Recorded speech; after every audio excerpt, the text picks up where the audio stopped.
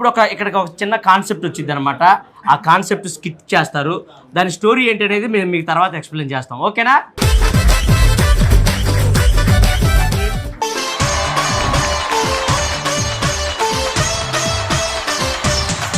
చిలక చందన పట్టు చీరే కట్టిందోయ్, చిలిపి చకిలి మీద సిగ్గే పుట్టిందోయ్. అయితే ఎక్కు మరి పందిరి మంచం, త్వరగా ఇచ్చుకో ముద్దుల లంచం. నీకు కాలేజీ లేట్ అవుతున్నట్టుంది. అవును గోపి, నేను చెప్తాను. సరే, మీ నాన్న చెప్పేసారు. సరేనా? మీ ఇద్దరు 5 సంవత్సరాలు గ్రారంగా ప్రేమించుకుంటున్నా, తొందరలో పెళ్లి చేసుకోవాలనుకుంటున్నా. ఏంటో చాలా ఆనందంగా ఉంది. పేపర్ చూద్దామంటే చాలు, ఎక్కడ చూసినా లవ్లు లవ్లు లవ్. ఏంటమ్మా, ఏం టెన్షన్ పడుతున్నావు ఏంటి? డబ్బులైనా కావాలా? ఏం లేదు నాన్న. జ్వరం అయినా వచ్చింది ఏంటమ్మా? లేదు నాన్న. మరి ఏంటి చెప్పమ్మా. నాన్న, నేను మీకు ఒక విషయం చెప్పాను నాన్న. చెప్పు తల్లి. నేను ఒక అబ్బాయిని గాఢంగా ఇష్టపడుతున్నాను నాన్న. అంటే ప్రేమిస్తున్నావు అమ్మా? అవును నాన్న. కాలేజీకి చదువుకోమని పంపిస్తే ప్రేమిస్తున్నావా? ప్రేమ ఇరుగు పొరుగు వాళ్ళందరూ వయసు వచ్చిన ఆడపిల్లని పెళ్లి చేసి అత్తారింటి పంపాలి. ఎందుకు కాలేజీకి వెళ్ళేది అంటే నా కూతురు అందరూ ఆడపిల్లలాగా మోసపోకూడదని చెప్పి కాలేజీలో చదువుకోమని పంపిస్తే ప్రేమలు కావాలా? ప్రేమలు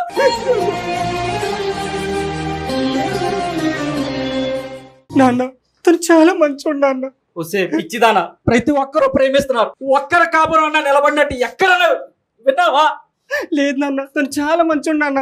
అలా కాదు నాన్న, ప్లీజ్ నాన్న, ఒప్పుకోండి నాన్న. పిచ్చిదాని చెప్తున్నా అర్థం కావట్లేదా?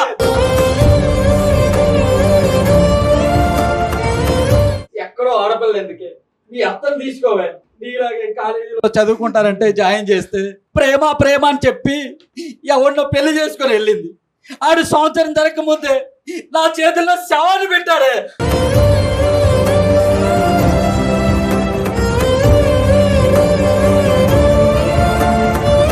అలాంటి బతుకు నీకు ఉండకూడదే. నువ్వు నా కూతురివే, నీ లైఫ్ బాగుండాలని తండ్రి రావేదనే. అర్థం చేసుకోవే పిచ్చిదానా. ఇప్పుడే చెప్తున్నాను, గుర్తుపెట్టుకో. మళ్ళీ కాలేజీకి వెళ్ళి చదువుకుంటానంటే ఓకే, మళ్ళీ ప్రేమ ప్రేమ అని ఆడ వెనకాల తిరుగుతున్నావు అని తెలిసిందో నీ కాళ్ళు ఎరగొట్టి ఇంట్లో పెడతా. బయటికి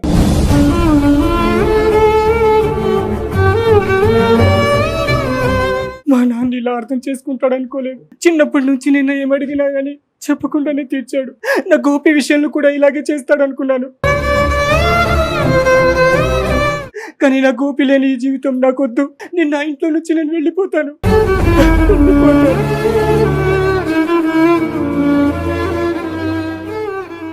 ఇయ్యా 2 రోజుల నుంచి అసలు ఫోన్ కూడా చేయట్లేదు. మనమే చేద్దాం. ఏంటి ఫోన్ కలవట్లా? 2 రోజుల నుంచి కనిపించట్లేదు. ఎక్కడికి వెళ్ళావురా? అదే, నా లవర్ దగ్గరికి వెళ్ళి వచ్చాను రా. త్వరలో పెళ్లి చేసుకున్నా. లవర్ దగ్గరికి వెళ్ళావా? ఈ కాలంలో ఒక అమ్మాయి ప్రేమించిందంటే ఖచ్చితంగా అది మోసం చేయడానికేరా. రే, అందరు నా ప్రియా కాదు, అర్థమైందా? చిన్నప్పటి నుంచి ఎంత స్నేహంగా పెరిగావురా. ఒక అమ్మాయి కోసం ఇప్పుడు నువ్వు నా కాలర్ పట్టుకున్నావు. తప్పుగా మాట్లాడమాక తన గురించి. వదిలేసే వాళ్ళు చాలా మంది ఉంటారు, కానీ నా ప్రియా అలా కాదురా. అర్థమైందా? అరే, అది ఖచ్చితంగా నేను వాడుకోవడానికే ప్రేమిస్తుందిరా. స్నేహానికి నువ్వు ఇచ్చిన బహుమతం చాలరా గోపి. నువ్వేదో అమ్మాయిని ప్రేమించి ఎక్కడ మోసపోయి చెడిపోతావని నీకు ఎన్ని చెప్పాను, కానీ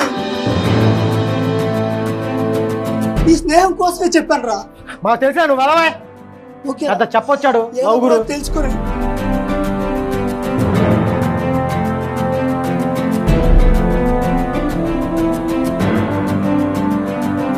అర్జెంట్గా నా ప్రియా ఎక్కడ ఉంది, అర్జెంట్గా వెళ్ళి కలవాలి. మా నాన్నకు ఒకసారి కాల్ చేసి మాట్లాడదాం. ఇటు నాన్నని వదులుకోలేము, అటు నన్ను ప్రేమించిన వాడిని వదులుకోలేము. ఇప్పుడైనా ఒప్పుకుంటాడేమో మా నాన్న. ఒకసారి కాల్ చేసి మాట్లాడదాం. హలో. నువ్వు చచ్చిపోయా అనుకున్నాను, ఇంకా బతికే ఉన్నావా?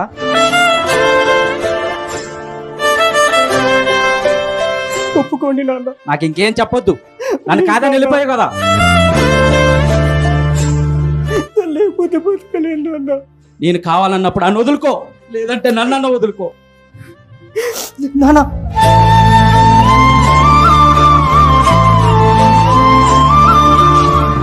ప్రియా ఫోన్ ఎత్తట్లేదురా. కాల్ వెయిటింగ్ వస్తుందిరా. ఎత్తలేదా? నేను చెప్పానా అది ఇంకొకరితో తిరుగుతుందిరా అని. అరే, కావాలంటే నువ్వు మళ్ళీ ఫోన్ చేయి. లేక వాళ్ళ నాన్న లేకపోతే వాళ్ళ తమ్ముడు అని చెప్తారా ఈ కాలం అమ్మాయిలు. నా ప్రియ అలాంటిది కాదు, ఇప్పుడే నీకు నిరూపిస్తాను రా. హలో, ఎవరితో మాట్లాడుతున్నావు ఎంతసేపు? మా నాన్నతో మాట్లాడుతున్నాను గోపి. ఏమని చెప్పిందిరా? వాళ్ళ నాన్నతో మాట్లాడుతున్నా అని చెప్పిందిరా. ఇంకొద్ది రోజులైతే వాళ్ళ తమ్ముడు అని చెప్తాదిరా. మీలాంటి వాళ్ళు అందరూ మేము చెప్పినప్పుడు రియలైజ్ అవ్వర్రా, మీరు మోసపోతేనే రియలైజ్ అవుతారు.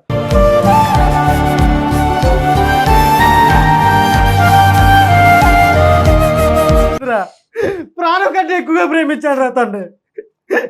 తను అలా చెయ్యదురా, తను తప్పు చేయదురా, తప్పు చేయదు.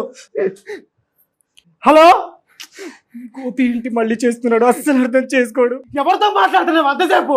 నువ్వు నన్ను మోసం చేస్తున్నావా చెప్పు? నేను నీకు చెప్తుంటే అర్థం కావట్లేదా? మా నాన్నతో మాట్లాడుతున్నానని చెప్పాను కదా. మీ నాన్నతో మాట్లాడితే అంతసేపు మాట్లాడతారా? ఎందుకు నీకు ఇంత అనుమానం? అస్సలు అర్థం చేసుకోవు నన్ను. నువ్వు ఎక్కడో చెప్పు, నేను అర్జెంట్ నీ దగ్గరకు వస్తా. రారే, నీ పార్క్ దగ్గర ఉన్నారా? తరగతి గదిలోనే మిగిలిన మనసు. నేను అర్జెంట్ ప్రియా దగ్గరికి వెళ్ళి వస్తాను రా. చెప్పే, నిజంగా ఎవరితో మాట్లాడదు చెప్పు. నీ గురించి ఎవరెవరో ఏదేదో మాట్లాడుతుంటే నాకు బాధేస్తుంది. చెప్పాను కదా గోపి, మా నాన్నతో మాట్లాడుతున్నానని చెప్పి. అబద్ధాలు అబద్ధాలు అర్థమైంది. నిన్నే నమ్మి చేశానే నేరం, కల్లే తెరిచి వెళుతున్న దూరం. ఇంకా ఎన్ని నాటకాలు ఆడతావు? ఛీ, నీ బతుకు. నీకు మోసం చేయడానికి నేనే దొరికానా? ఇంకెవ్వరు లేరా? ఎందుకు నా మీద నిందలేస్తున్నావు? అసలు నమ్మవా నేను చెప్పింది? మా నాన్నతో మాట్లాడుతున్నానని చెప్పాను కదా. అసలు నాకు నువ్వు వద్దు, ఇలాంటి ఆడది నాకు వద్దు, ఈ ప్రేమే నాకు వద్దు. నాకు నువ్వు వద్దు, నువ్వు అసలు వద్దే వద్దు. వెళ్ళు పో, నీ దారి నీది, నా దారి నాది. పో, వెళ్ళు. నిజమేనా నిజమేనా మన కథ ముగిసెనా?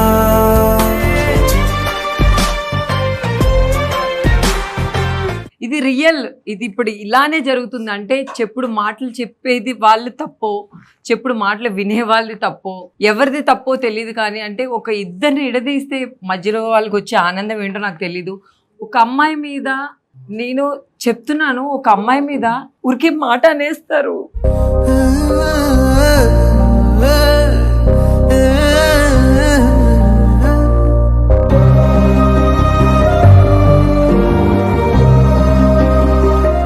ఫస్ట్ ఆఫ్ ఆల్ నేను అసలు ఇది మాట్లాడడం కూడా నాకు ఇష్టం లేదు. కానీ ఒక్క మాట ఈజీగా వదిలేస్తారు.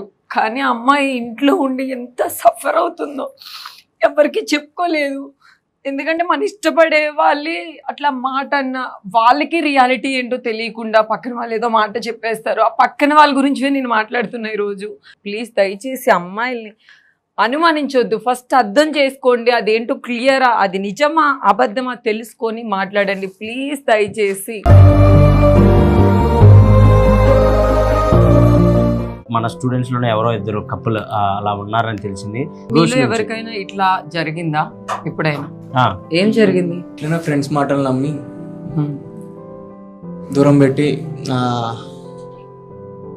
బ్రేకప్ అయిందా? అయిపోయింది.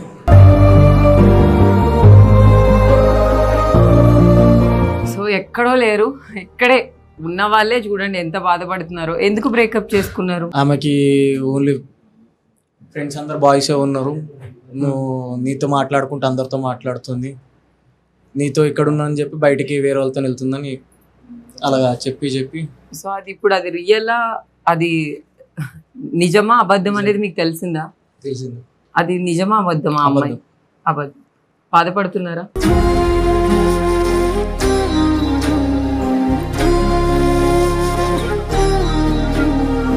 సో దయచేసి ఇలాంటి మాటలు ఎవరు వినొద్దు.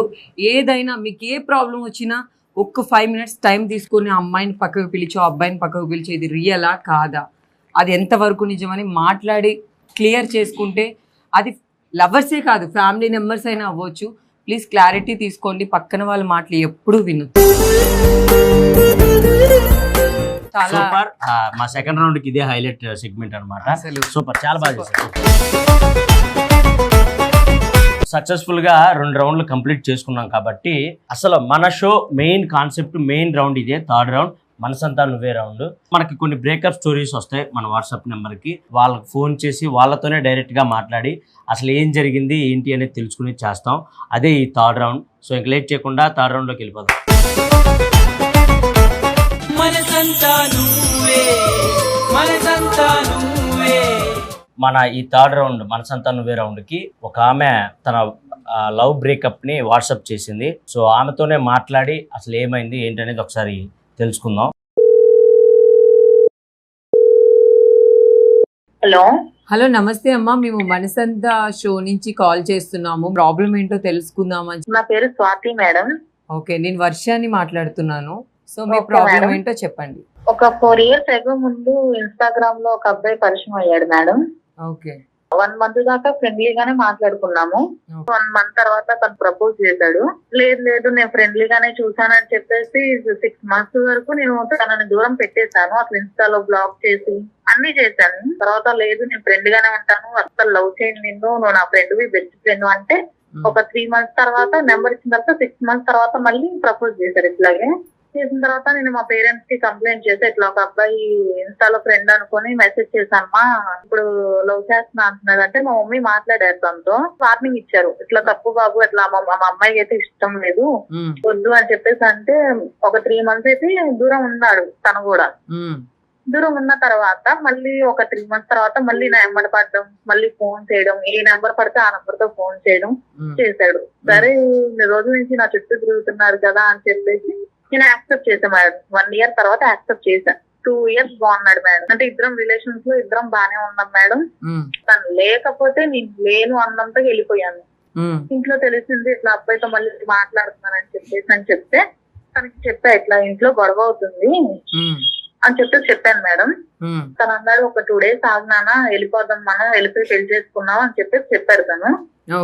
ఒక 2 days తర్వాత నేను తనకి ఫోన్ చేయలేదు, ఏమి చేయలేదు. సరే ఇంట్లో అందరిని ఒప్పించి, వాళ్ళ ఇంట్లో మా ఇంట్లో ఒప్పించి చేసుకుందాం అని చెప్పేసి గట్టిగా ఫిక్స్ అయ్యాను మేడం. అయిన తర్వాత ఒక 1 week తర్వాత మా పేరెంట్స్ ఒప్పుకున్న తర్వాత తనకు కాల్ చేసి చాలా అంటే చాలా హ్యాపీగా చెప్పాను.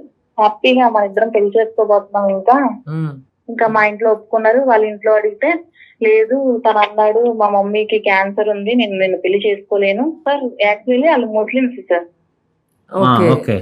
నువ్వు హిందూస్వి, నిన్ను ఎలా పెళ్లి చేసుకుంటా అనుకుంటున్నావు నువ్వు?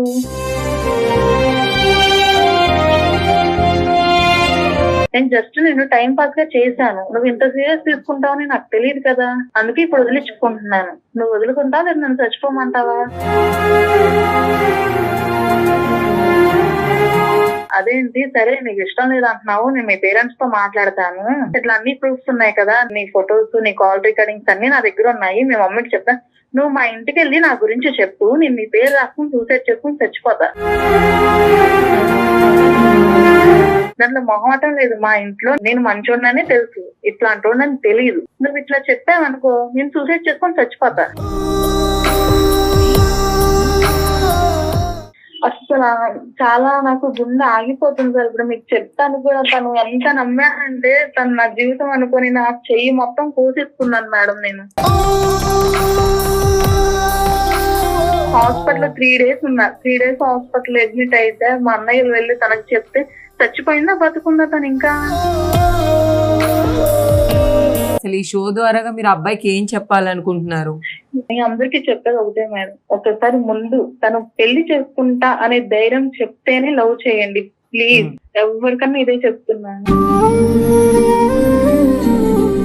మీరు బాధపడతారు, మేము చెప్పినా బాధపడతారు, చెప్పకపోయినా బాధపడతారు కాబట్టి మీరు ధైర్యంగా ఉండమ్మా. అంటే ఏం జరిగినా అంటే మన మంచికే అనుకుంటాం కదా, అలా ఒక చీట్ చేసే పర్సన్ లైఫ్ లాంగ్ లేకుండా దేవుడు మీ నుంచి దూరం చేసాడు అనుకోవటమే. సో మీరు హ్యాపీగా మళ్ళీ దాని నుంచి మూవ్ ఆన్ అయ్యి. ఒక ఏటీఎం కార్డ్ లా చూసారు సార్ తను. ఒక బండి ఇప్పించాను, ఫోన్ ఇప్పించాను, ఏది తనకి డాడీ చనిపోయారు సార్, వాళ్ళ డాడీ లేని లోటు నేను తీసుకున్నాను సార్. నేను వర్క్ కి వెళ్ళేదాన్ని సార్. 20K వచ్చేది సార్ నెలకి. 20K తో తన బండి తీసుకుంటే బండి EMI, ఫోన్ తీసుకుంటే ఫోన్ EMI అన్ని కట్టుకుంటూ వచ్చాను సార్. నేను మోసం చేయాలనుకున్నాడు కాబట్టి ఇవన్నీ తీసుకున్నాడు మీ దగ్గర నుంచి. ఈ షో ద్వారా ఒకవేళ ఇది ఆయన వింటే అతను తప్పకుండా తెలుసుకోవాలని మేము మనస్ఫూర్తిగా కోరుకుంటున్నాం. మీరు కూడా దీని నుంచి మూవ్ ఆన్ అయ్యి హ్యాపీగా మీ లైఫ్ ని మళ్ళీ హ్యాపీగా లీడ్ చేసుకొని మీ అమ్మా నాన్నలను బాగా చూసుకుంటారని కోరుకుంటున్నాం అమ్మా. థ్యాంక్ యూ సో మచ్ అమ్మా. స్వాతి గారి స్టోరీ మనం అందరం విన్నాము. సో అబ్బాయి మోసం చేశాడు. సో ఇట్లా మీ లైఫ్లో జరగడం కానీ, మీ చుట్టుపక్కల జరగడం కానీ జరిగిందా లేకపోతే ఇది చెప్పింది ఇది రియలే అనిపిస్తుందా మీకు? ఇప్పుడు ప్రెసెంట్ అదే జరుగుతుందన్న, ఎక్కడ చూసినా అదే. నేను ఒక ముస్లింనే, లవ్ చేసినప్పుడు మాట ఇచ్చినప్పుడు తప్పకూడదు. ఎవరిదైనా అమ్మాయే, నాకే ఒక చెల్లెలు ఉంటుంది, ఆ చెల్లెలకి ఇంకొకటి మోసం చేస్తే ఆ ఫీలింగ్ ఎట్లుంటది? వాడు నీ చెల్లెల్నే ఇంకొకటి చేస్తుంటే నువ్వు ఊరుకుంటావా? లైట్ తీసుకుంటావా? అమ్మాయిని అమ్మాయిలా చూడాలి, అనుబంధాలు నిలబడాలి. అది లవ్ మ్యారేజ్ అయినా అరేంజ్ మ్యారేజ్ అయినా భార్యని భార్యలానే చూడాలి, ఎవరిని వాడుకోకూడదు. అన్న క్యాస్ట్ పరంగా కాదు కానీ Okay. ముస్లిం అంటున్నారు కాబట్టి ఓకే, ఇంకా అలాంటివి ఉన్నాయా? క్యాస్ట్ ఫీలింగ్ అన్నది ప్రెసెంట్ లేదన్న. ఒకప్పట్లో జరిగినాయి అవి, చంపుకోవడాలు, నరుక్కోవడాలు అవన్నీ. మాలోళ్ళ అబ్బాయి మా వాళ్ళ అమ్మాయిని చేసుకున్నాడు, గొడవలు జరిగినాయి, అంతా లైట్ తీసుకున్నారు, అంతా కలిసిమెలిసి తిరుగుతున్నారు. నా ఫ్రెండే వాడు సూపర్. ముస్లిమ్స్ అమ్మాయినే చేసుకున్నాడు.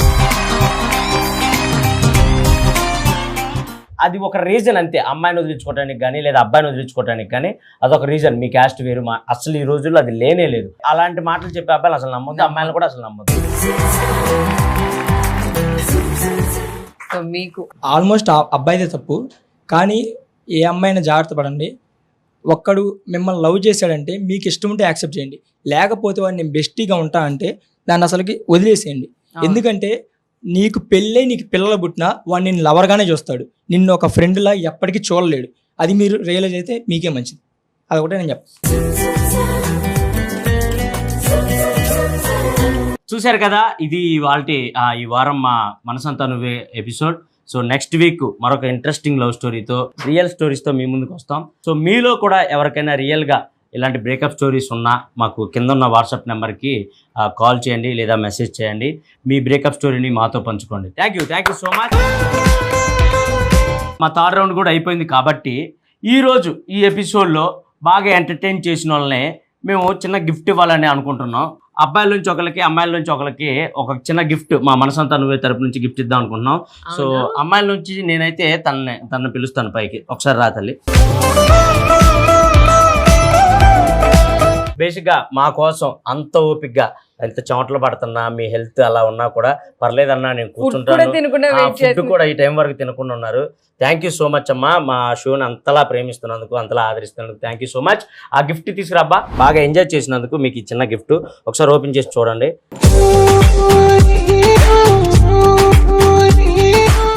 రోజు మీరు ఇందులో మంచిగా పాలు వేసుకొని కొంచెం కుంకుమ పువ్వు వేసుకొని అందంగా నాలాంటి కొడుకుని కనాలని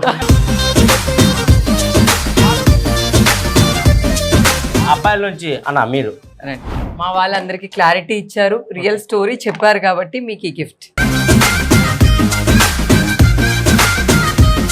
so thank you so much. అంతా ఇగో మీ వాళ్ళే మా కోసం ఎంతసేపు వెయిట్ చేసినందుకు. అందరూ ఒకసారి స్టేజ్ మీదకి వస్తే హ్యాపీగా స్టెప్ వేసి ఎపిసోడ్ ఎండింగ్ ఇచ్చేద్దాం, ఓకేనా?